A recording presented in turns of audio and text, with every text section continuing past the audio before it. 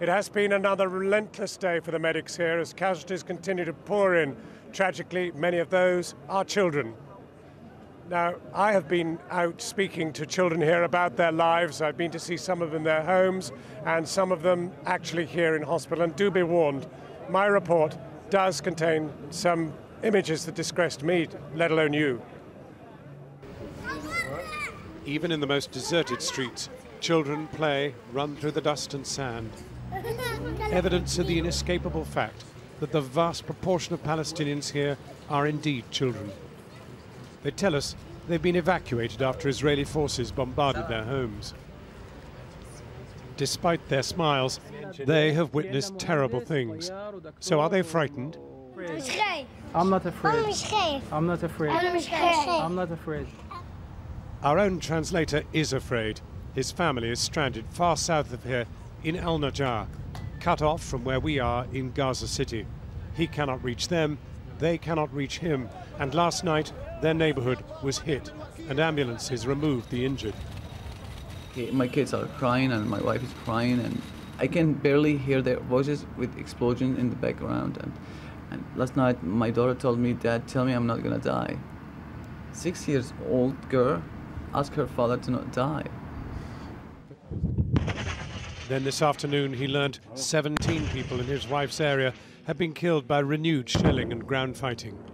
His family has survived. All he can do is to listen to their wailing on the phone.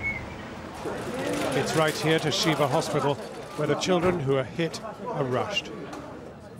10-year-old Anwar has shrapnel wounds and a deep burn on his thigh. He tells us relatives were killed in the attack.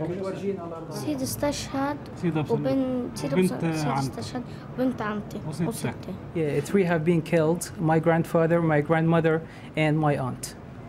I'm so sorry. Naima is just 2.5 years old. She was caught in a missile attack from an F-16. She has a broken nose and a fractured skull. She hasn't spoken a word. She is in deep shock. And this is 7-year-old Noradine, grievously injured in an F-16 missile attack in which 45 others were injured. Her mother says many were children. 2 were killed. 7-year-old Maha suffered serious injuries in an artillery bombardment that killed 8 and wounded 7 others.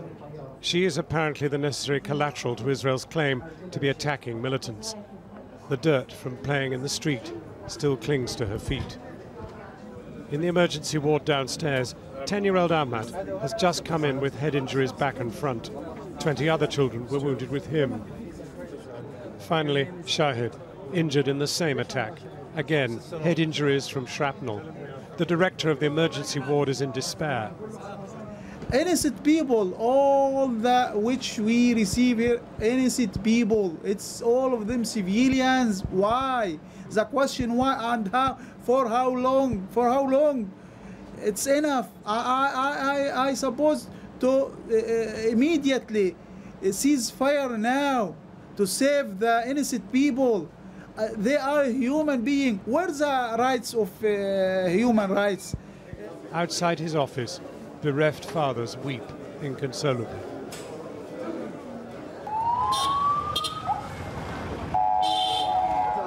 And at the entrance, a wounded mother is delivered by private van and bundled into the hospital.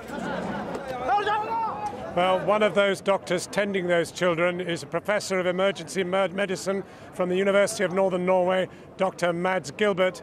Dr. Gilbert, what do you now know of the latest death toll amongst children, and particularly the injuries? Well, we know that the last 24 hours, 6 more children have been killed and 100 more injured, bringing the total of killed children to 166 and the number of injured children to 1,310. Total number of killed, including adults, it's 695, and total number of injured, 4,519. And the number and the fraction of children is unusually high in this material, meaning that the Israelis are relentlessly killing children and injuring children. Well, now, the issue that I want to know is the survivability of many of these wounded children, because we were in the ward with many of them this afternoon, and some were really too injured to film. I mean, what do they face? Well, they face severe complications from the primary injury. Many of these children have complicated operation. I mean, Shifa has 250 surgeons, and we work around the clock. But many of these multi-trauma patients, they require an extremely high-level, university-level hospital competence, and Shifa is drained of resources. We don't have everything we need. Most of these multi-trauma patients should have been evacuated out of Gaza to have proper treatment. But I gather, in particular, pain control is devastatingly short. Absolutely, and we lack epidural catheters, local anesthetics, and so on, and I think that the total care, I mean, Shifa Hospital is doing everything they can for the children, yet the siege has caused the hospital to be so drained of resources and supplies that we cannot offer what these children should deserve, and of course many of them will die due to complications. So what relief could there be? Well, stop the bombing, lift the siege, and let this be an open place where international medical teams could come in and tend to the wounded. It's enough now. Stop the killing of children. Right, on that note, thank you very much.